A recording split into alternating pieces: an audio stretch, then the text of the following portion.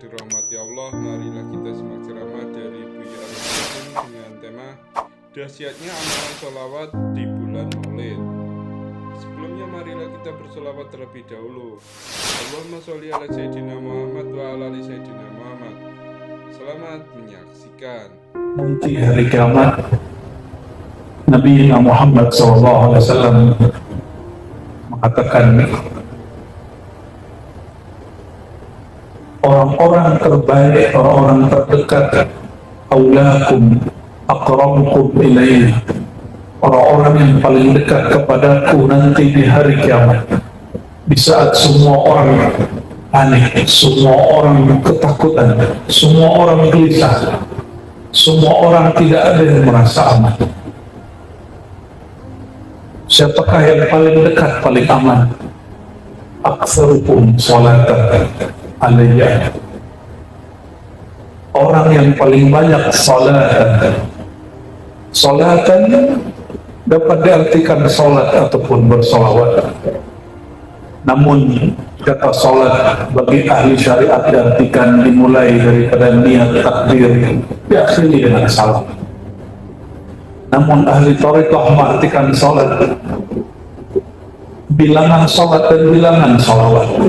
Maka banyaklah ijazah-ijazah mursyid, habaib, para kiai, para tuan guru, mereka mengijazahkan salawat 313, salawat 400 kali, salawat 1000 kali, 70.000 kali. Itu secara ilmu thariqah. Masih ada angkanya, masih ada bilangannya, zikirnya masih berbilang. Maka bagi ahli thariqah, orang terdekat kepada baginda SAW, orang yang paling banyak bilangan zikirnya. Ternyata sahabat-sahabat pun melakukan itu. Sahabat-sahabat yang masih pada masa hayatnya, masa mudanya, beliau memberikan contoh berzikir dengan bilangan.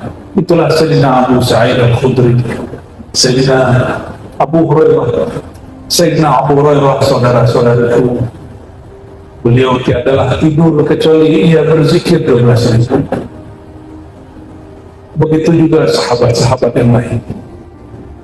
Namun lain lagi dengan sahabat yang ahlul haqiqah, seperti Sayyidina Abu Bakar, Sayyidina Umar, Sayyidina Uthman, Sayyidina Ali. Ketika Sayyidina Ali bertanya kepada Rasulullah SAW, "Ya Rasulullah, dullani ala aqrabit turuq ila Allah." Wahai baginda, tunjuk ajarlah aku jalan terdekat menuju Allah, jalan paling cepat, paling pendek menuju Allah Subhanahu wa ta'ala. Lalu baginda SAW mengatakan, wahai Ali, jalan terdekat kepada Allah adalah zikrullah. Bagi ahli tarekat diartikan zikrullah, zikir bilangan angka. Tapi bagi ahli haqiqah, zikrullah itu mengenal yang disebut, mengenal yang diingat. Lain dengan ahli marifat, ianya memandang kepada yang punya nama, memandang kepada zat yang punya nama, kepada sifat yang punya nama, kepada perbuatan dan gerak yang punya nama. Lain jalan, lain yang dirasa, lain tingkatan, lainlah azwaq dan rezeki yang Allah beri. Malam ini mungkin kita sama-sama duduk, tapi saat bersolawat, rezeki, nikmat, zauq yang Allah berikan lain. Itulah kayanya Allah Subhanahu wa ta'ala. Maka saudara-saudariku, jika disebut dalam hadis Nabi tadi, orang yang paling dekat kepadaku, orang yang paling pertama kali aku selamatkan nanti di akhirat, aktsarukum sholatan alayya, orang yang paling banyak sholatan, yang paling banyak mengenal hakikat Sayyidina Muhammad SAW. Apabila kita belum jumpa seseorang, kita sebut-sebut namanya. Apabila jauh, kita panggil wahai Tuhan. Tapi jika dia sudah dekat, kata wahai ilang, namanya pun tidak disebut, cukuplah memandang. Itulah mereka al-muqarrabun, orang-orang yang didekatkan, diundang, dijemput oleh Allah Subhanahu wa ta'ala. Oleh karenanya, siapa yang berkumpul di alam ruh pasti berkumpul di alam dunia. Alam syahadah kata orang dahulu, alamul muluk kata ahli haqiqah. Alam kita ini disebut dengan istilah seperti itu. Dalam bahasa kita disebut alam nyata, alam yang zahir. Seorang mursyid saya pernah bertanya, tapi pertanyaannya untuk mendidikkan. Ar-Razi, Allah itu zahirna, ya, tapi Allah juga batin. Bagaimana nak cara merasakan Allah yang zahir? Tadi saya lihat syair-syair ayahanda ternyata sama dengan guru-guru saya. Ternyata jika orang sumbernya Nur Muhammad SAW, jawabannya pun sama. Namun mungkin bahasa dan istilah yang berbeda. Apa kata beliau? Razi, engkau zahir, Allah zahir. Wujudmu ada, wujud Allah ada. Tapi jika engkau ingin merasakan zahirnya Allah, maka batinkan zahirmu, batinkan wujudmu, baru engkau merasakan Allah yang zahir. Sirnakan, tiadakan wujudmu, barulah engkau merasakan tajalli wujudnya Allah Subhanahu wa ta'ala. Apabila ada orang tidak merasakan Allah menyatakan dirinya di saat dia senang, Allah akan mengenalkan dirinya di saat susah. Betullah kalimat tadi, Allah wujud saat aku senang, Allah wujud saat aku susah. Jika ada orang lalai bertuhan saat dia sehat, maka Allah akan mengenalkan wujudnya saat dia sakit. Oleh karenanya, saudara-saudariku, hal kita hanya dua, imma zahir, imma batin. Ada kalanya zahir, ada kalanya batin. Orang yang saat dia sehat, Allah tiada dalam pikirannya, Allah tiada dalam kalam bicaranya, Allah tiada dalam geraknya, maka Allah tegur dia, dibuatlah dia sakit, supaya orang ini kalamnya ada nama Allah, dalam rasa dia ada rasa bertuhan kepada Allah, dalam harap dia ada harap kepada Allah Samad. Oleh karenanya tiada yang buruk bagi seorang mukmin. Lalu bagaimana dengan kata ulama ahli kalam? Rukun iman yang keenam adalah beriman kepada takdir, baik ataupun buruk. Baik buruk itu bahasa kita, sedangkan takdir bahasa Allah. Mungkinkah Allah yang mencipta hambanya lalu mencelakai hambanya? Tidak. Sebaik-baik waktu hamba adalah saat si hamba ingat kepada Allah. Sebaik-baik, sejaya-jayanya insan di saat hati dia terhubung kepada Allah.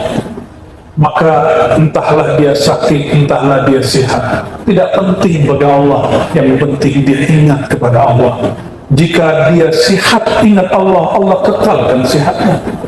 Jika sakit menambah dia ingat Allah, Allah tambahlah sakitnya. Tapi masih sakitkah orang sakit jika nama Allah mengalir dari lidahnya? Jika nama Allah bercahaya di kalbunya, masih sehatkah orang yang sehat? Jika nama Allah tiada kunjung keluar dari lisannya, jika sifat Allah tiada pun dia rasa, maka orang sehat dia panik, kepala dia sakit memikirkan dunia. Taiba abdul dinar, badan dia sehat, tapi jiwa dia lelah, jiwa dia sakit karena dia cinta kepada dunia. Fi qulubihim marad, di kalbu mereka ada penyakit. Maka tuan-tuan, puan-puan, jangan mengeluh jika ada sakit, panggil namanya.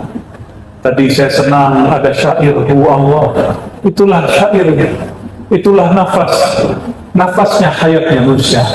Apabila dia sakit dia mengatakan betul tak? Itu bunyi nafas dia. Siapa yang berkalam begitu? Para masyayikh kita dari masa ke masa, mursyid dari masa ke masa mentalkinkan zikir Allah. Tidak usah kemudian sakit kepala memikirkan dalilnya sudah dihafal sedari kecil. Qul huwallahu ahad. Jika ada orang bertanya, kita tidak usah berdebat lagi dengan Wahabi, cukup berdebat dengan diri sendiri. Kenapa kalbu ini susah mengingat ilahi? hati keras kalau suka berdebat dengan orang, walaupun kita benar, tapi benar itu milik Allah Subhanahu wa Ta'ala. Maka tuan-tuan yang makan Allah, inilah asrar kenapa baca Qul huwallahu ahad sama dengan sulutul Quran, sepertiga Quran, karena sir asma Allah tertulis mulai dari kalimat hu Allah ahad, itu sudah 3 dan mencakup semua nama Allah yang ada di Quran. Baru diturunkan Allahus Samad dan lain sebagainya. Allahumma shalli ala sayyidina. Maka siapakah orang yang paling berbahagia? Man as'adun nas. Imam Al-Ghazali menulis kitab khusus kecil setelah diringkas oleh Syekh Amin Al-Kurdi, tapi dalam bahasa Persia dia sangatlah tebal sampai 1000 halaman, berjudul Kimia Sa'adah. Apa kata beliau? As'adun nas a'rafuhum billah. Orang paling bahagia, orang yang paling kenal Allah, sumber bahagia, asal bahagia. Namun karena Allah tiadalah bertempat, Allah tiadalah berjarak, maka Allah berilah kita hijab kedekatan, hijabul qurbah, itulah Sayyidina Muhammad SAW. Maka kepada Allah mesti berhijab. Hijab kita adalah Sayyidina Muhammad SAW, hijab nur namanya. Datanglah kepada Allah dengan hijab nur. Tapi tidak sedikit orang tersadarkan dengan hijab zulumat. Betapa banyak orang sadar saat dia maksiat, tidak sadar saat maksiat, dia sadar setelah maksiat. Dan tidak sedikit juga orang taat dia sombong.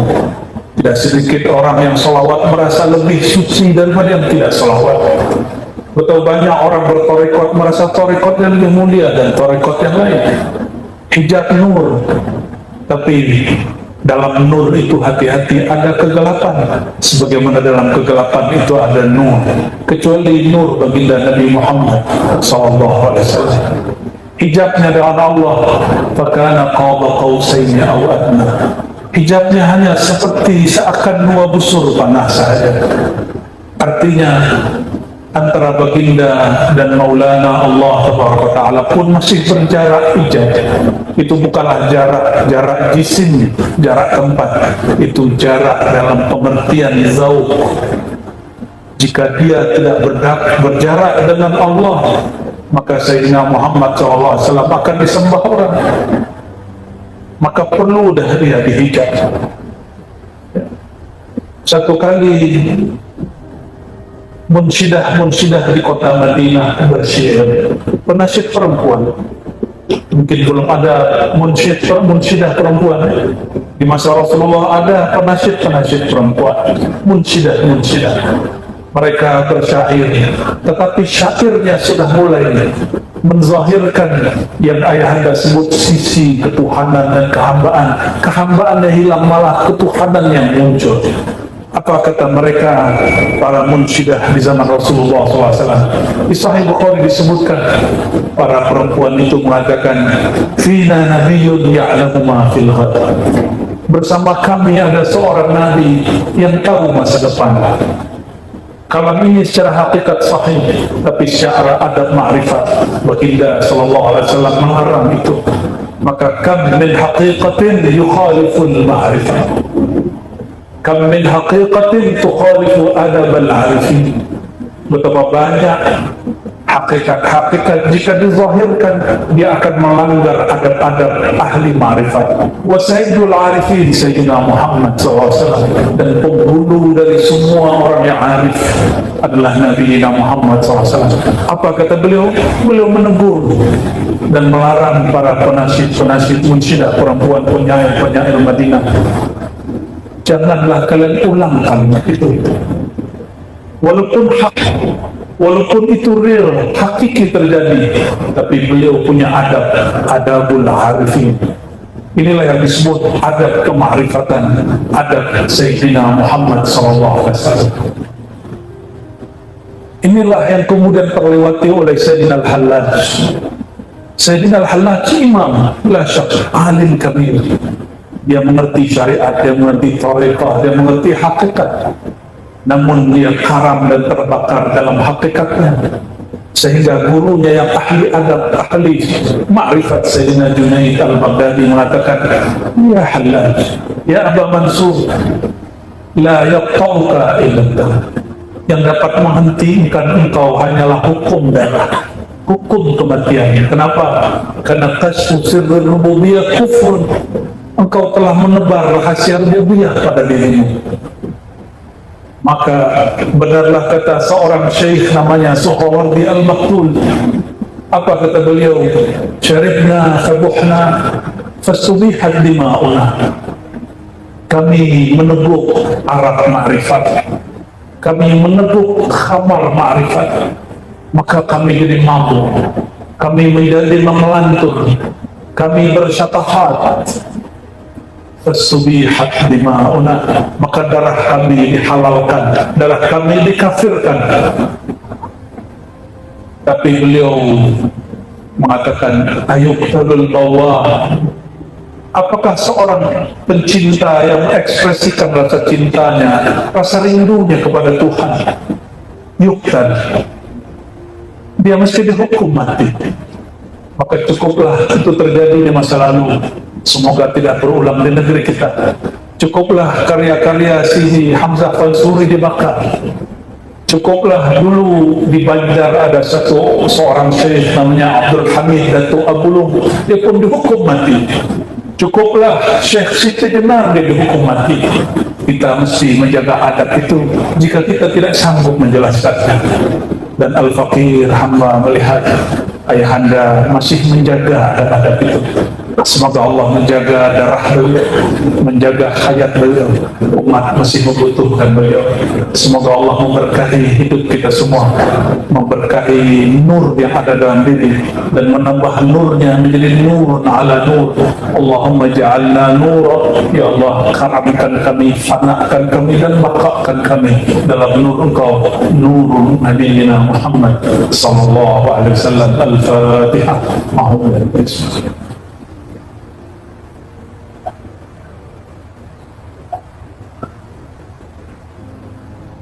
Barangkali itu ayahanda, semoga ini cukup. Masya Allah. Mungkin sambung sedikit. Mau sambung apa lagi?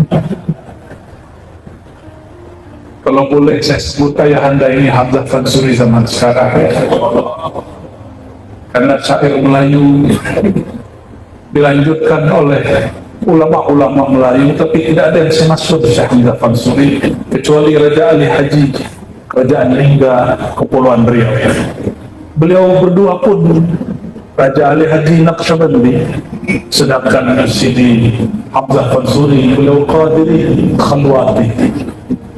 Beliau seorang yang berqadiriyah, dan beliau pun menulis buku yang hampir sama juga judulnya dengan buku ayahanda. Ya. Beliau punya buku Syurbul Muntahi, minuman untuk orang yang sudah sampai di ujung jalan, orang yang sudah usul hidangannya lain dengan orang yang belum usul. Sayyidina Hamzah Fansuri, karena dia mengibaratkan sesuatu yang orang di zamannya tidak paham, bahkan itu setelah zaman dia, yang juga seorang mursyid Qadiriyah, Syekh Nuruddin Al-Niri, seorang mursyid ahli kalam bermazhab Syafi'i, akidahnya Asy'ariyah Maturidiyah, sama dengan Syekh Hamzah Fansuri. Tapi inilah sunnatullah. Sunnatullah orang pegang ma'rifat, mesti ada orang salah faham. Karena itu jalan kenabian. Kata Sayyidina Muhammad SAW di hadis Sahih Bukhari, Kitabatul Wahyi, di awal Sahih Bukhari, ketika Sayyidatuna Khadijah membawa Sayyidina Muhammad SAW kepada pamannya Sayyidina Waraqah bin Naufal, orang pertama dari ahli kitab yang beriman. Sayyidina Waraqah mengatakan, wahai Ananda, engkau nanti akan terusir, dan aku berkeinginan ingin menjadi pejuang yang akan menjagamu jika umurku panjang. Tapi apalah daya, rasanya hayat hendak terbang. Apa kata Sayyidina Muhammad SAW? awa mukhrijiyahum, apakah umatku, rakyatku, bangsaku, saudara-saudaraku di Mekah akan mengusir aku, akan memfatwa sesat aku? Apa jawaban Sayyidina Waraqah, ahli kitab pertama yang masuk Islam yang beriman? Apa kata beliau? Inilah jalan orang yang didatangi oleh namus. Namus adalah Sayyidina Jibril. Semua para anbiya mengalami itu. Maka benarlah kata guru-guru kami sedari dulu, kamu belumlah benar mencapai nur kasih Allah, nur walayah, sampai engkau dikafirkan 12.000 orang. Ya. Engkau dikafirkan 12 kampung. Itu sunnatullahnya. Tapi saya berdoa semua berkah salawat ayahanda dan semua keluarga besar beliau ini Allah jaga. Amin ya rabbal alamin. Mungkin orang-orang yang suka kafir-kafirkan atas nama ahlu sunnah, atas nama akidah yang sahih, hati dia ingin memurnikan agama, tapi dia lupa. Dia ingin memurnikan orang, tapi dia tidak memurnikan dirinya sendiri. Dia sibuk dengan orang, dia tidak sibuk dengan batinnya sendiri. Dia tidak mengamalkan wa fi anfusikum afala tubsirun. Kenapa kau sibuk memandang orang, tapi kau lupa memandang dirimu? Inilah yang terjadi. Maka tuan-tuan, puan-puan, apabila ada di sosial media satu ayat dibuka tentang seorang muslim, kiai, ustaz, tuanku, tuan guru, syekh, langsung skip. Jangan ditonton, jangan didengar. Kenapa? Mendengar ayat sesama muslim itu bagian dari kemunafikan.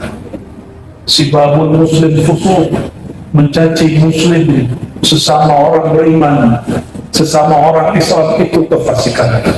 Dan fasik itu adalah ruhnya nifaq. Fasik itu ruhnya kemunafikan.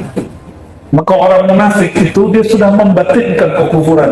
Dalam kekufurannya masih ada lagi yang batin, namanya fasik. Na'udzubillah, summa na'udzubillah. Ini yang dikatakan dalam Al-Quran yang tadi juga kita baca. Fi qulubihim marad, di hati mereka ada penyakit tapi dia tidak tampak. Penyakit di hati, penyakit di jantung tampak tak? Bagaimana cara mengetahui di dalam livernya ada penyakit? Di dalam ususnya ada penyakit, bagaimana caranya? Mesti datang ke dokter, datang ke hospital, masuk lab. Itu enggak. Lalu apalagi jika penyakit itu penyakit yang khafi. Penyakit yang khafi, obatnya pun harus sir yang khafi. Tidak sanggup diobati oleh puluhan kita. Tidak sanggup, tidak dapat sembuh dengan membaca buku-buku. Karena buku itu dulu tiada. Rasulullah SAW mengobati manusia dengan Alkitab. Alkitab jangan dibayangkan buku yang sudah dipublish, yang dicetak hari ini. Itu kertas, bukan Alkitab yang dimaksud. Alif Lam Mim, dzalikal kitab la raiba fihi. Orang-orang berpikir Alkitab itu lembaran-lembaran mushaf. Bukan. Alkitab itu yang turun ke dalam dada baginda Nabi Muhammad SAW. La raiba fihi, dia tidak ada keraguan. La raiba fihi, padanya Alkitab dan pada tempat wadah Alkitab. Di manakah wadah Alkitab? Fuadnya baginda Nabi Muhammad SAW. Sebagai disebutkan Quran, qalbunya baginda SAW. Sayyidina Jibril mengaktifkan kembali fuad dan qalbu Sayyidina Muhammad SAW. Tapi entah siapa yang mengaktifkan, entah siapa yang diaktifkan. Entah Sayyidina Jibril yang berguru, entah Nabi Muhammad yang berguru, entah mereka saling berguru. Allahumma salli ala Sayyidina Muhammad. Lalu kalimat ujungnya hudan lil muttaqin. Dalam terjemah biasa, petunjuk bagi orang bertakwa. Itu terjemah biasa, terjemah syariat. Tapi terjemah secara ahli rohani. Hudan di situ syifa. Muttaqin, Nabi SAW mengatakan orang bertakwa. Takwa itu di mana? Kopiah, baju, serban. Makanya saya lihat ayahanda tidak pusing kepala, tidak sakit kepala dengan model songkok. Kenapa? Karena hudan dan sifat tidak ada kaitan dengan songkok, dengan kopiah. Hudan itu turunnya ke dalam kalbu, maka at-taqwa hahuna, takwa di dalam dada. Jadi jika diterjemah secara zauqiyah, itulah Alkitab yang ada di kalbu baginda SAW, yang tiada keraguan pada Alkitab, juga tidak keraguan dalam kalbu baginda SAW, dan pewaris-pewarisnya hudan lil muttaqin, obat bagi orang yang sudah ada nur ketakwaan, nur Muhammad di dalam dadanya. Maka yang dapat merasakan itu hanya yang ada nur takwa, nur sholawat, nur sholat, semuanya ada di situ. Betullah hadis Nabi SAW mengatakan as-salatu nurun. Ahli fikih sering terjemah as-salatu nurun, sholat itu nur, tapi ahli marifat menerjemah bersolawat itulah nur. Kullama zidta zada nur. Setiap kali engkau tambah salawat, Allahumma salli ala sayyidina Muhammad, Allahumma salli ala sayyidina Muhammad, maka nur bertambah, nurun ala nur. Maka jika ingin melihat orang yang bercahaya kalbunya, carilah orang yang dalam hatinya ada nur salawat kepada baginda Nabi Muhammad SAW. Maka salat pun tidak sah jika tidak ada salawat kepada baginda Nabi Muhammad SAW. Maka saya tutup dengan satu hadis. Apa kata baginda SAW dalam hadis Imam An-Nasai, hadisnya Hasan yuhtaju kas-sahih. Hubbiba ilayya minad dunya at-tib wal nisa wa ju'ilat qurratu 'aini fis salah. Allah membuat aku senang kepada dunia satu parfum, harum-haruman wangian.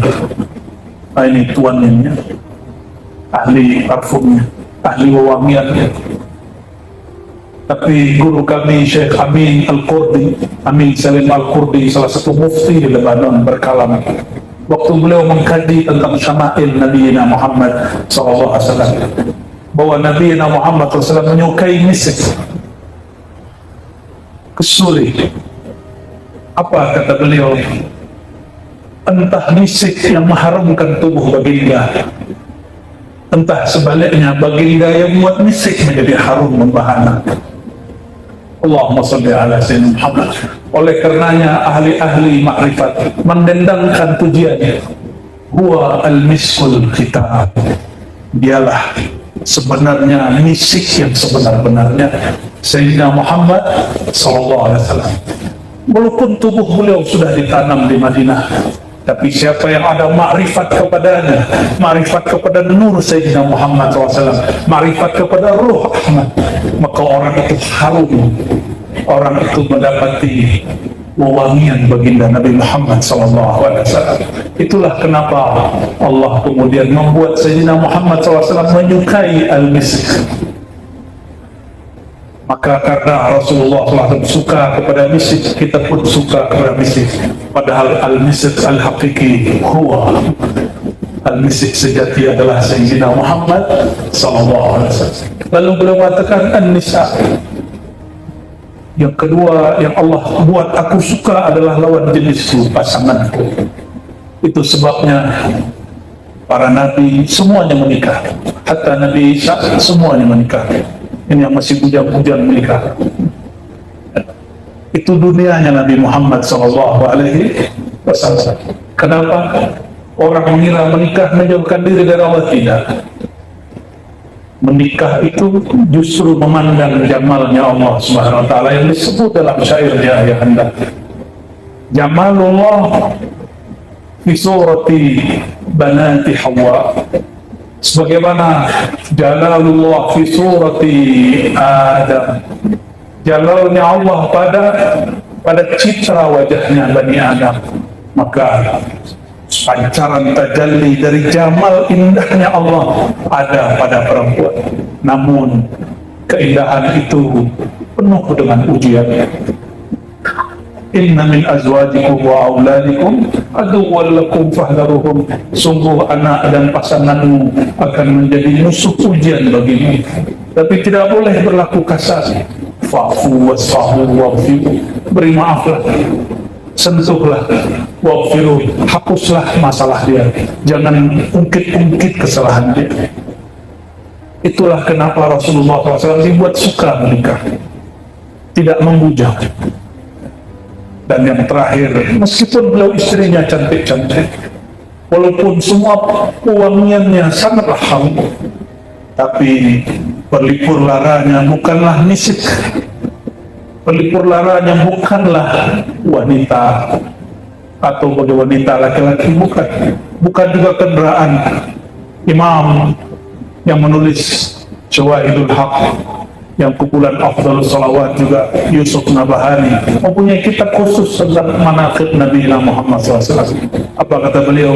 Sayyidina Muhammad orang kaya, dia punya onta 20, kuda sekian belas, sangatlah kaya, sama seperti orang ini punya kereta, dan keretanya pun bukan produk lokal, produk luar negeri. Allahumma sholli ala Sayyidina Muhammad ya. Tapi bukan itu yang menghibur beliau. Pelipur laraku wa ju'ilat qurratu aini fis salat.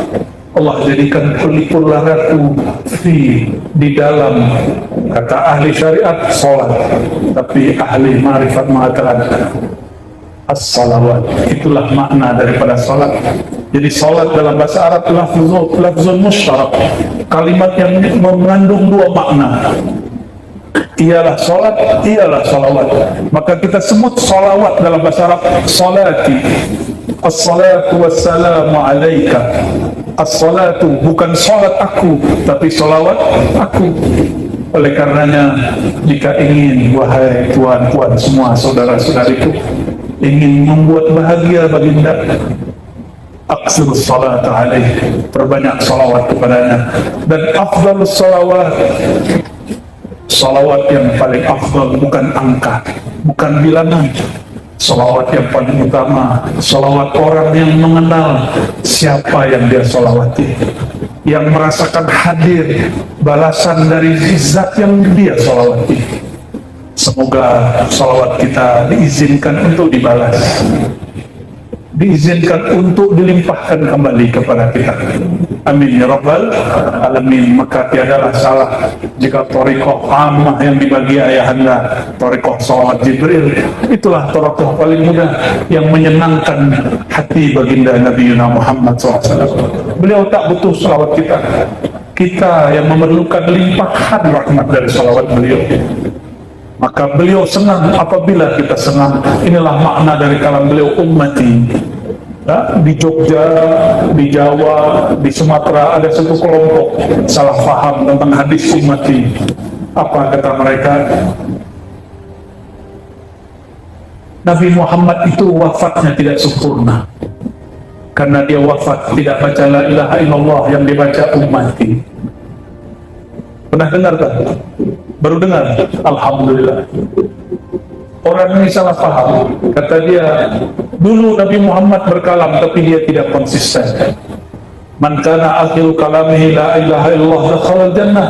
Siapa akhir kalam dia la ilallah pasti masuk surga. Tapi ia sendiri matinya membaca ummati, bukan baca la ilaha illallah.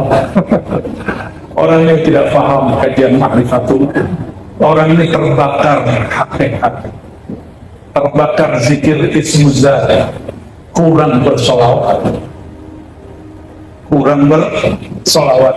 Makanya jangan hanya banyak lirik zikir Allah Allah Allah, mesti juga menyebut Muhammadun Rasulullah SAW, supaya kita tidak terbakar. Apa sebabnya? Iblis pun zikir Allah Allah, tapi dia tidak mau baca Muhammad Habibullah, Muhammad Nurullah. Maka jika jumpa yang mengaku mursyid, mengaku wali, mengaku malaikat dalam perjalanan zikir, bacalah Muhammad Rasulullah. Jika ia tidak baca, dia syaitan. Bacalah Muhammad Nurullah. Jika ia tak baca, itu syaitan. Jika dia tidak mengajarkan Nur Muhammad, mengarah mengenal kepada Sayyidina Muhammad SAW, itulah yang disebut khayali syaitan, khayal yang bersumber daripada syaitan. Oleh karenanya, saudara-saudariku, tuan-tuan yang makan Allah, Meskipun ada perbezaan dalam pergerakan thariqah dengan siapapun, jangan pandang itu, pandanglah bahwa niat kita hanya ingin menyenangkan hati baginda Nabi Muhammad SAW. Assalatu wassalamu alaika ya Sayyidina ya Habibana ya Rasulullah. Semoga salawat ini sampai juga kepada engkau wahai ruhani baginda. Nasihatlah kami ya wahai baginda. Dan katanya uridat alayya a'mal ummati, engkau mengatakan semua amal umatku telah diperlihatkan kepadaku. Wahai baginda Rasulullah, wahai ayahanda rohani kami, saksikanlah kami bersalawat kepada engkau. Assalatu wassalamu alaika ya sayyidana ya habibana ya aba arwahina ya Rasulullah. Allahumma salli ala sayyidina wa ala ali sayyidina Muhammad. Saya rasa cukup bayanda. Semoga Allah ridha kepada kita. Ilahi anta maqsudi wa ridha ka matlubi. Assalamualaikum warahmatullahi